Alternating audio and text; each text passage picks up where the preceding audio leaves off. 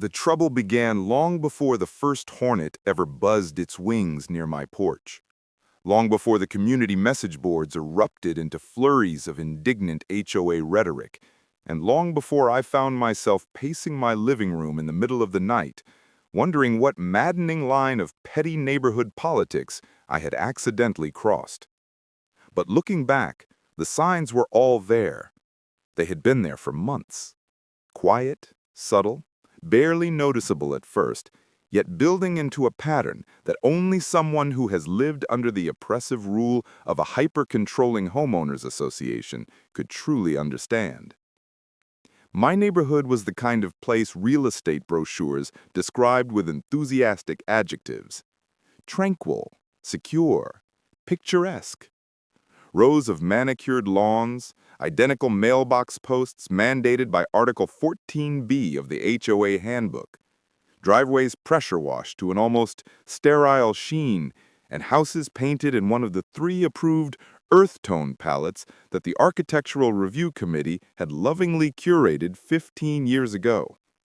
Nothing changed without paperwork. Nothing grew out of alignment. Nothing happened without someone noticing. And nothing, apparently, arrived on my porch without someone taking it. At first, I dismissed the missing packages as simple shipping errors. Everyone made mistakes. Couriers misdelivered things all the time. But gradually, as the frequency increased, I began to sense that something else was happening. An ordered set of kitchen knives vanished without a trace. A replacement charger I needed for work never made it past the porch. A box of dog treats I'd bought in bulk was snatched the same afternoon it arrived, leaving only the faint indentation on the doormat where it had once rested. Each incident alone seemed harmless, barely worth mentioning, but when viewed together, they formed a pattern too precise to be accidental, too repetitive to be coincidence. I installed cameras, not the expensive ones, just simple motion-activated devices that recorded 30-second clips and stored them in the cloud. They captured raccoons, stray cats, and a neighbor's toddler who liked to wobble up my front steps whenever his parents' backs were turned.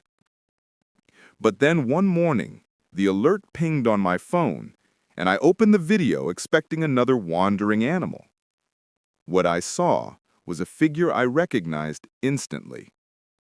She approached with the slow, deliberate confidence of someone who believed the entire neighborhood was her domain. She wore enormous sunglasses despite the shade provided by her oversized visor. Her posture radiated judgment, even in the grainy resolution my camera provided. In one swift, practiced motion, she plucked the package from my porch, glanced around in that habitual way surveillance addicts developed, and slipped the box into her oversized tote bag before strutting away as though she had done the world a favor. It was Karen, or rather, the Karen, the woman who chaired the HOA board, enforced the covenants with religious fervor, and issued violation letters with the same casual efficiency most people reserved for sending text messages. She had been the self-appointed guardian of the neighborhood's order ever since the community was built, or so every local rumor claimed. I had always assumed her reputation was exaggerated. Now I knew better. The moment the truth hit me, I felt a strange combination of outrage and grim resignation. Of course it was her. Of course the woman who once tried to fine me because my recycling bin was visible for 45 seconds past the approved time window would also feel entitled to remove packages she had no business touching.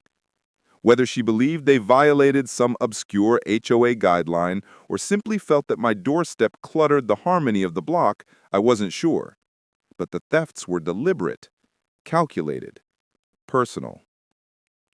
I documented everything. I saved the footage, noted the dates, and marched down to the HOA office with the calm, rational determination of someone ready to resolve matters through proper channels. That naive optimism lasted all of 8 minutes. The HOA board listened with the blank, polished expressions of people who had mastered the art of bureaucratic dismissal. They examined the footage, whispered amongst themselves, and ultimately concluded that the woman on camera was unidentifiable, despite the fact that her signature visor and unmistakable posture left no room for doubt.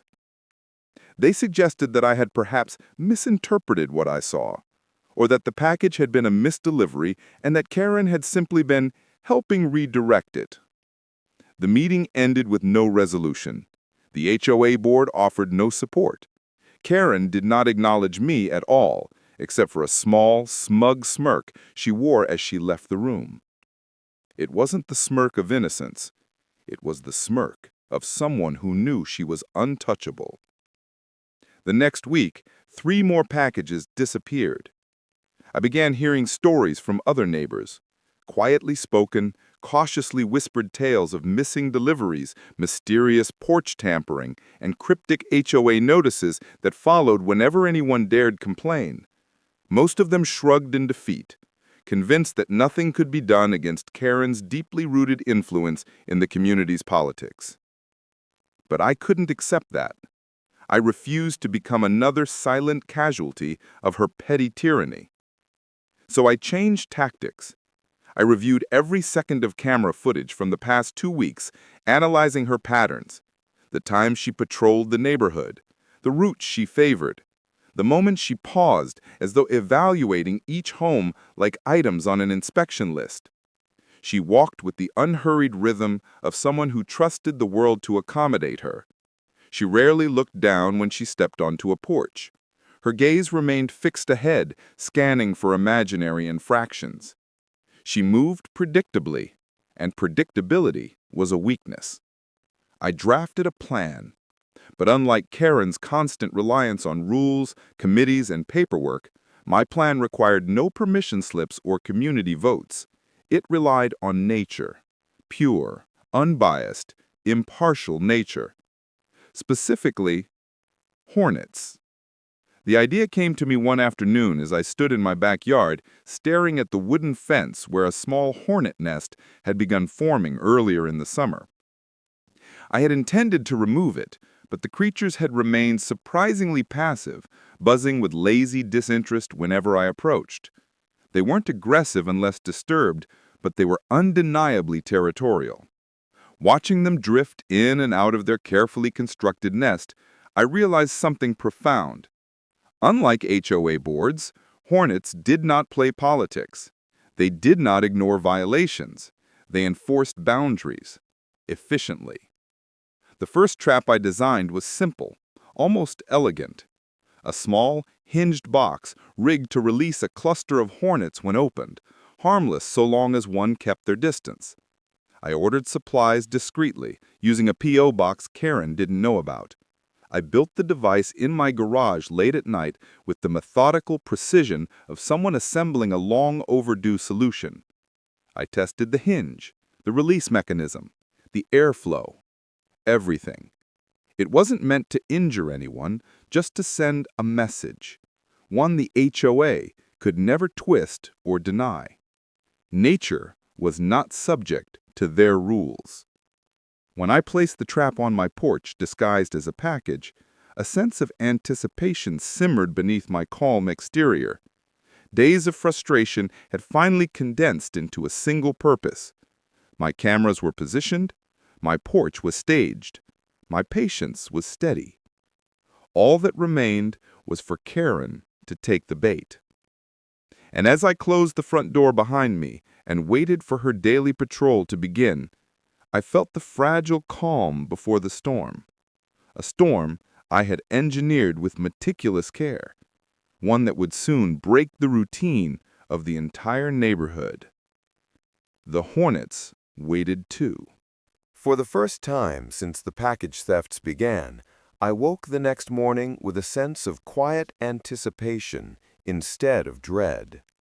The decoy box sat on my porch like a patient sentinel, perfectly ordinary to anyone who didn't know better. Its cardboard shell looked convincingly mundane, just plain enough to be ignored by honest neighbors, yet tempting enough for someone who had made a habit of confiscating whatever she believed belonged under her control. Before leaving for work, I checked the camera angles one last time. The front-facing view captured the entire porch, while the side camera had a clear line of sight to the walkway where Karen conducted her morning patrol. The neighborhood at that hour was silent, except for the faint hum of sprinklers and the occasional flutter of birds hopping between manicured shrubs. It was the kind of peaceful scene that belonged in the HOA's glossy promotional pamphlets, a fragile veneer that concealed the tension simmering underneath. Her routine was as predictable as ever.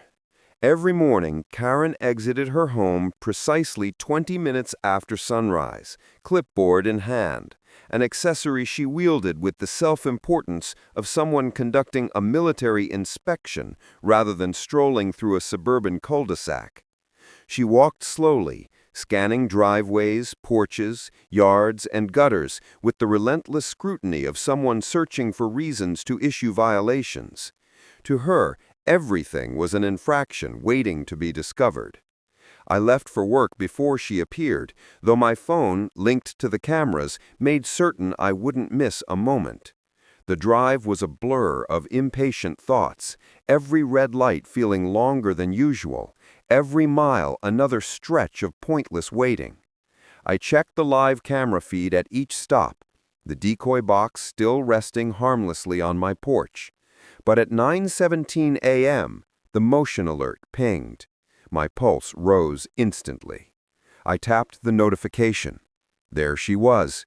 Karen approached with her usual mechanical stride, her clipboard held like a shield.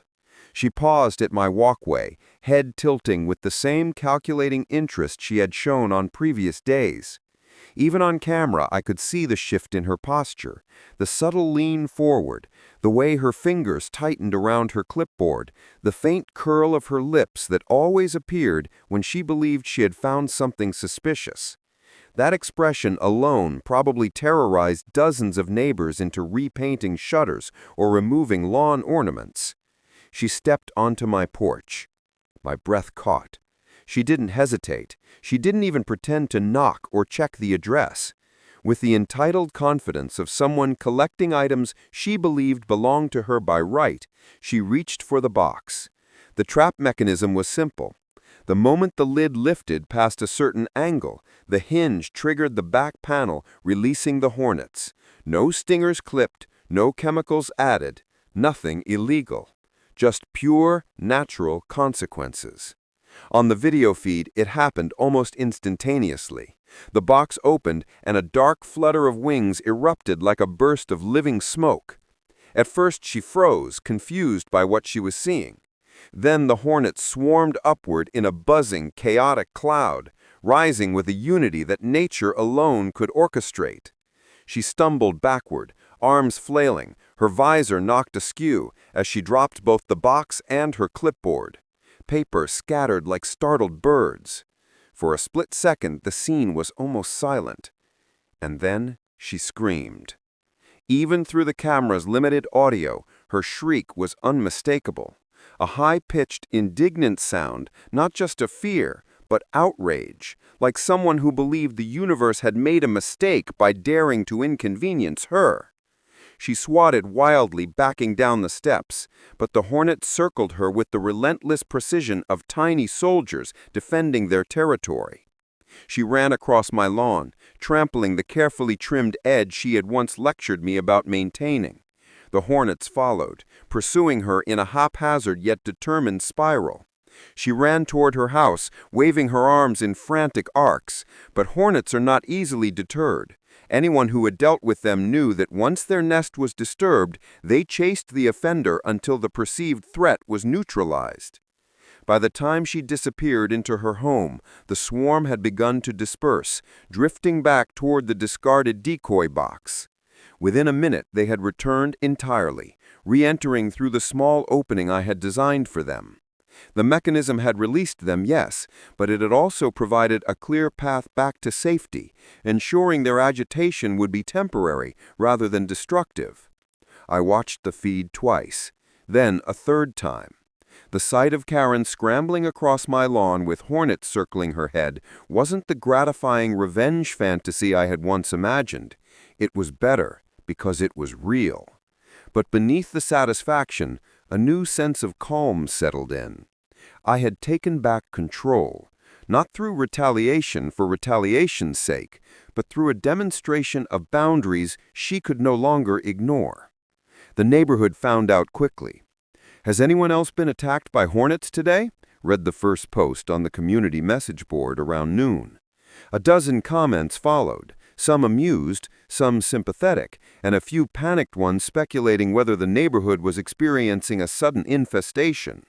Karen, to everyone's surprise, did not comment. She did not make a public announcement, nor did she send out an emergency HOA notice warning about wildlife hazards, a move entirely out of character for someone who once wrote a 2-page bulletin about unapproved garden gnomes.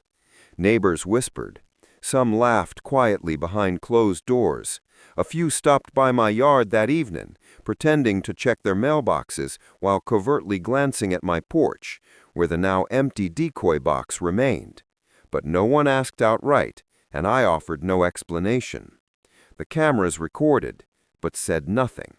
The hornets returned to their nest, leaving no evidence behind besides Karen's frantic retreat. For the rest of the day, my deliveries remained untouched. But Karen was not a woman who let things go quietly. Just after sunset, another motion alert pinged.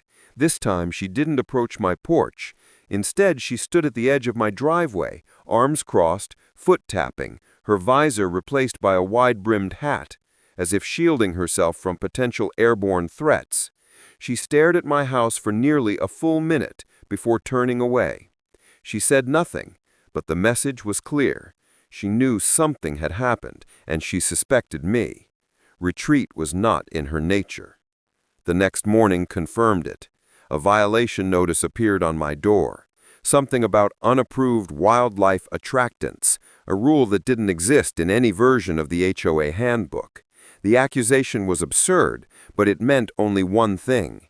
Karen was preparing to escalate. She wasn't going to stop. And if she wanted a war, she was about to learn that I was more patient than she ever imagined. By the time the sun rose the next day, the violation notice on my door had already begun curling at the edges, as though even the paper itself rejected the absurdity written on it.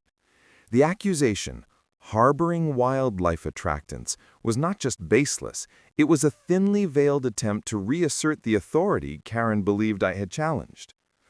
I had expected some sort of retaliation, but the speed and brazenness of it still took me by surprise. She hadn't even bothered to reference a real HOA article or rule number. She simply printed the warning on the official letterhead and taped it to my door like a declaration of war. But if she thought an empty threat was going to scare me back into compliance, she didn't understand me at all. I left the notice where it was, letting it flutter in the morning breeze.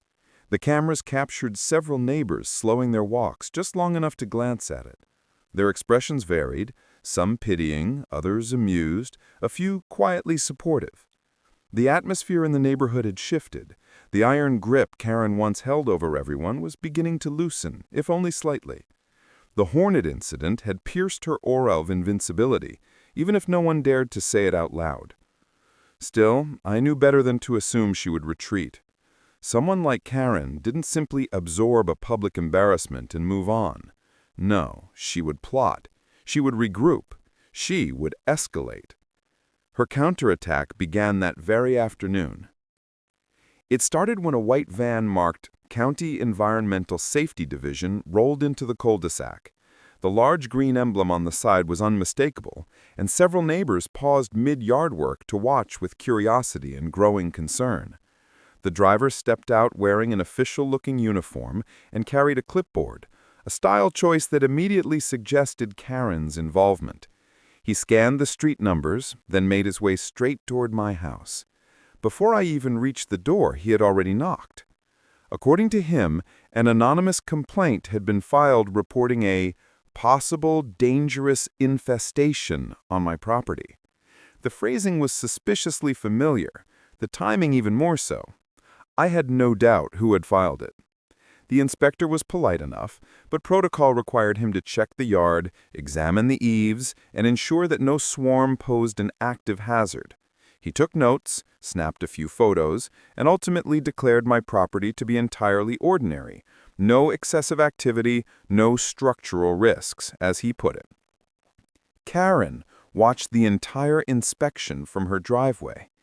She stood stiffly, arms folded, her new oversized hat casting a shadow that couldn't hide the intensity of her glare. It was the look of someone watching an opportunity slip through her fingers. When the inspector approached her next, not by her request but out of courtesy to reassure the neighborhood, she appeared startled. The conversation was brief, barely a handful of polite sentences, but her expression tightened the moment he informed her that everything was well within normal limits. She didn't appreciate being contradicted, especially publicly. The van left, the cul-de-sac returned to its quiet routine, but I knew that for Karen, this was only the opening volley. The following morning, a second violation notice appeared on my door. This time, she cited failure to maintain lawn uniformity, claiming the grass on the western edge of my front yard was a shade lighter than the community standard. It was petty even by her standards. I found myself laughing when I read it, a short, incredulous sound that surprised even me. She was scrambling, reaching for anything she could weaponize.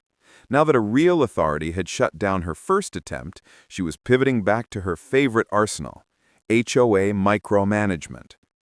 I took photos of the grass, I gathered the previous summer's HOA landscaping guidelines, I compiled a neat packet of documentation that disproved every line of her accusation. Then, I submitted it directly to the HOA board. They responded with reluctant confirmation that the notice was, indeed, in error. Karen had overreached. But victories like that didn't fully satisfy me anymore.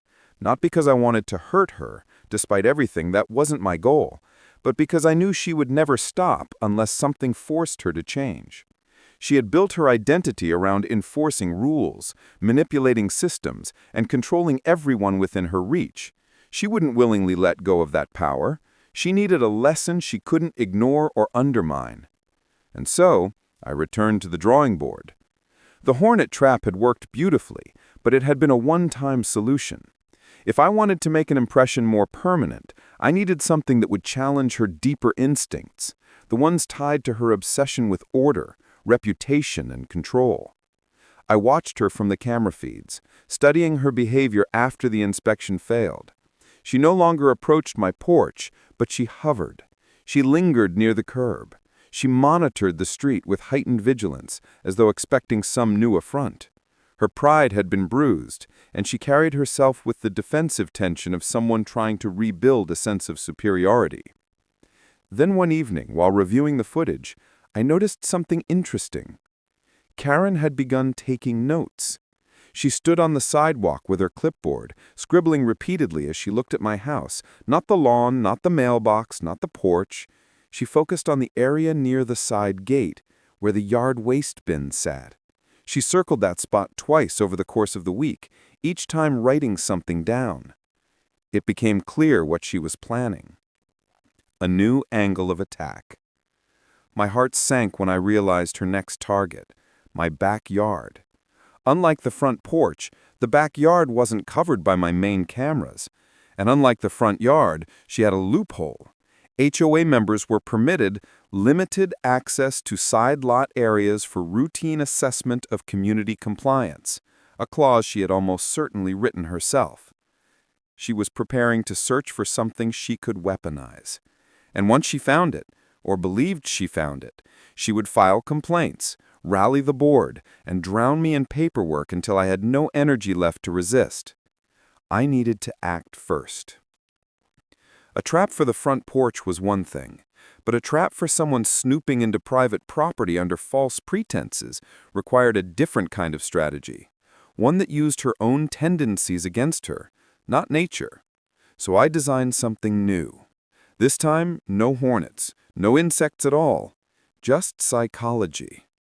A deterrent so unsettling, so unexpected, that it would touch the deepest nerve in Karen's persona, her obsession with control. I set it up under cover of night, placing each piece with deliberate precision. I ensured no rule was violated, no guideline breached. Everything I installed fell within the boundaries of the HOA handbook, if one interpreted the wording strictly enough. When morning came, the stage was set, and Karen, driven by suspicion, pride, and a desperate need to reclaim authority, was already preparing to walk straight into it. The trap I set this time wasn't built from wood, wires, or hinges. It didn't rely on hornets or moving parts or anything that could be classified as hazardous. Instead, I built it from something far more potent in a neighborhood like ours: implication, suspicion, the kind of passive boundary that unsettles someone not because it breaks the rules, but because it follows them too perfectly. To understand the trap, you first have to understand Karen. She thrived not merely on enforcing order, but on believing she was the only thing standing between the neighborhood and chaos. For people like her, control wasn't just a preference. It was a lifeline. Anything she couldn't classify, categorize, or predict threatened that fragile sense of stability she clung to like doctrine. So I constructed something she couldn't categorize. Under the eaves of my backyard shed, I installed a series of small, perfectly legal, motion-activated sprinklers, devices explicitly approved by the HOA handbook under the Water Conservation Encouragement Clause, so long as they didn't spray neighboring properties. The placement was strategic. They covered only the narrow walkway along the side of the house, the exact same path Karen would use if she attempted an inspection. But those sprinklers weren't the real trap. They were simply the trigger. The real heart of the plan was the atmosphere I built around them. I arranged several harmless items in the backyard, each entirely permissible, yet vaguely suggestive of something unusual. A small locking storage box placed next to the shed, a stack of neatly coiled garden hoses arranged with near-clinical precision, a set of labeled containers stored under the bench, each marked with ambiguous terms like active use, do not disturb, and pending. None of it broke a single HOA regulation, not one, but the visual language of it, the careful organization, the cryptic labeling, the sense of purposeful secrecy, created a narrative in the mind of anyone predisposed to paranoia. And no one in the entire neighborhood was more predisposed than Karen. I even went so far as to freshly rake the soil near the side gate, so that footprints would be unmistakable if someone trespassed inside. I didn't need to catch her on camera this time. I only needed to show that something had disturbed the area. By dawn the next day, the stage was set. And as expected, Karen took the bait without hesitation. From my indoor camera feed, I spotted her lingering at the edge of my driveway, pretending to take notes about community compliance, while her gaze continually drifted toward the side gate. Her posture was rigid, her chin lifted, her jaw locked.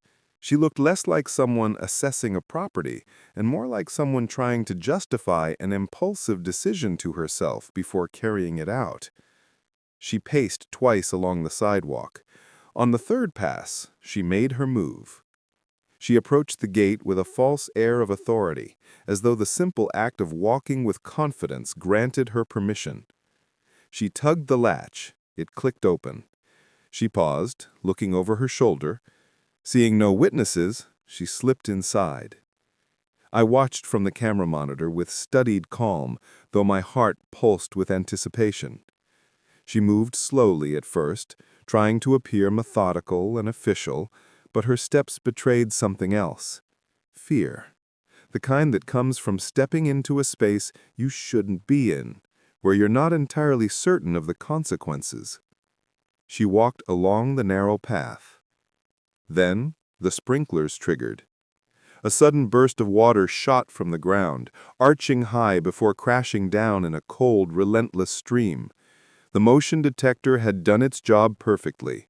Karen shrieked an explosive, indignant gasp of outrage and stumbled backward. Her visor once again did little to protect her from the drenching spray. Water soaked her hair, her clothes, her clipboard, turning her careful notes into a sheet of pulpy ink. She tried to retreat, but another sprinkler activated in front of her, cutting off her path like a liquid barrier. She spun around, trapped by arcs of water that flared to life in her wake. Every direction she moved, another motion sensor caught her. The sprinklers didn't chase her. They simply marked each new intrusion with mechanical precision. To anyone watching from the outside, the sprinklers would appear like an ordinary irrigation pattern. But to Karen, drenched, cornered, and humiliated in a space she had no right to enter, they would feel deliberate, targeted, personal. She fled the yard completely soaked, slipping once on the freshly raked soil, leaving behind a deep, unmistakable footprint. When she finally stumbled out through the gate, she didn't even try to maintain composure. She stomped across the sidewalk in a fury, leaving a trail of dripping water behind her like breadcrumbs of indignation. Neighbors noticed. Of course they noticed. A soaking wet HOA chairwoman storming away from someone's backyard at 8 a.m. wasn't the kind of spectacle people ignored. Curtains twitched. Doors cracked open. Gardeners paused mid-trim. The cul-de-sac watched as the woman who had spent years crafting an image of untouchable authority now looked more like a disgruntled cat thrown into a bathtub. She disappeared into her house without a word. And then, silence. No immediate violation notice, no complaint email, no furious message on the community board. For the first time since the package thefts began, Karen went completely quiet. It was, unquestionably, the most dangerous part. Quiet from someone like Karen wasn't peace. It was calculation, rethinking, retooling. She wasn't retreating. She was regrouping. Days passed. My deliveries continued to arrive untouched. No notices appeared on my door. Neighbors whispered about the sprinkler incident, trading theories about what she had been doing in my backyard. The rumor mill churned, but no explanation surfaced. Karen avoided eye contact whenever she passed my house. She no longer lingered. Her patrols shortened. Her rigid posture softened into something more withdrawn, more reserved. But retreat wasn't in her nature. She was planning something bigger, something final. I realized at the moment a certified letter arrived in my mailbox, bearing the HOA seal, stamped with urgency, addressed directly to me.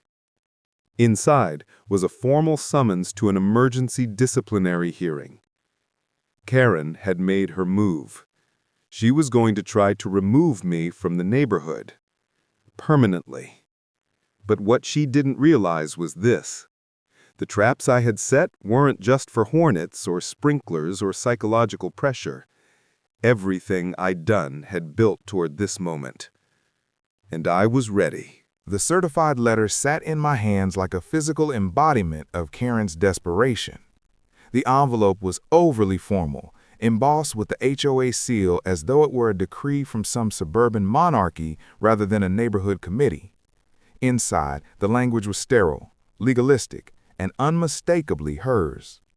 The meeting was scheduled for Friday evening at the community center, an emergency disciplinary hearing to address multiple alleged violations, including environmental endangerment, obstruction of HOA oversight, and behavior detrimental to community harmony. In other words, she was throwing everything she could find, or invent, at me. I wasn't surprised. Karen had exhausted her usual tactics. The Hornet incident hadn't given her the leverage she expected. The environmental inspector had dismissed her complaint. The sprinklers had humiliated her, even if she couldn't admit it. Each attempt to reclaim her authority had backfired in ways she hadn't anticipated. A lesser person might have surrendered. But Karen wasn't driven by reason or fairness. She was driven by control. And she believed this meeting would restore it. But she had miscalculated something important. I had been documenting everything. Not for revenge, not for a public spectacle, simply to protect myself from her unchecked authority. Every interaction, every notice, every absurd accusation had been saved, time-stamped, and archived. The footage of her stealing packages, the environmental inspector's clean report, the fabricated violation notices, and most damning of all, the video evidence of her entering my backyard without permission. None of it broke any laws. I wasn't planning a lawsuit or a scandal, but in the context of an HOA hearing, where she planned to accuse me of misconduct, these recordings were weapons sharper than anything she had ever wielded. When Friday arrived, the community center parking lot was half full, but there was a tension in the air that suggested more people were inside than usual. Emergency hearings weren't common, and everyone knew that when Karen called one, spectacle followed.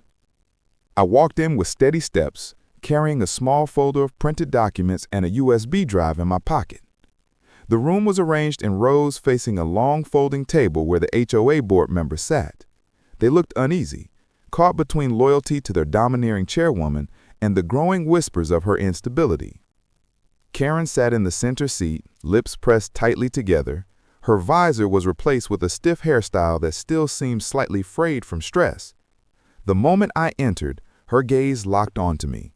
There was no smirk this time, no superiority, just a simmering resentment edged with anxiety. The meeting began. Her voice, usually sharp and commanding, trembled faintly as she read from her notes. She listed her accusations in a clipped, rehearsed tone, each one more vague and perplexing than the last. Suspicious backyard activities, endangerment through unmanaged wildlife, obstruction of HOA oversight. She gestured aggressively, as though sheer intensity could conjure proof. But the room felt different than usual. People weren't nodding along, they weren't intimidated.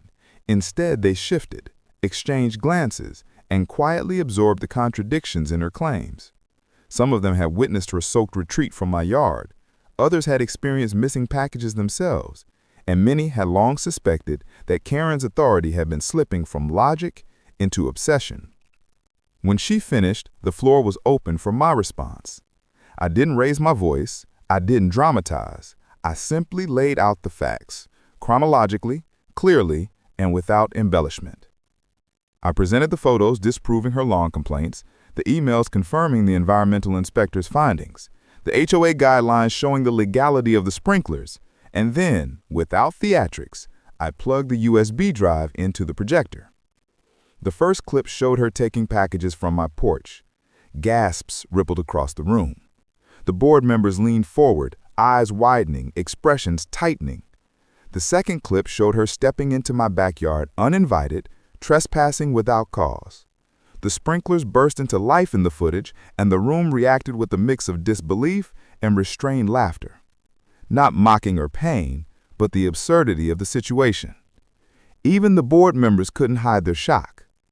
Karen's face drained of color. She tried to interrupt, claim it was investigatory protocol or temporary emergency measures, but her words fell apart under the weight of the evidence. Her justification sounded increasingly frantic, increasingly hollow. The board, once intimidated by her presence, now looked at her with a strange mix of sympathy and exasperation.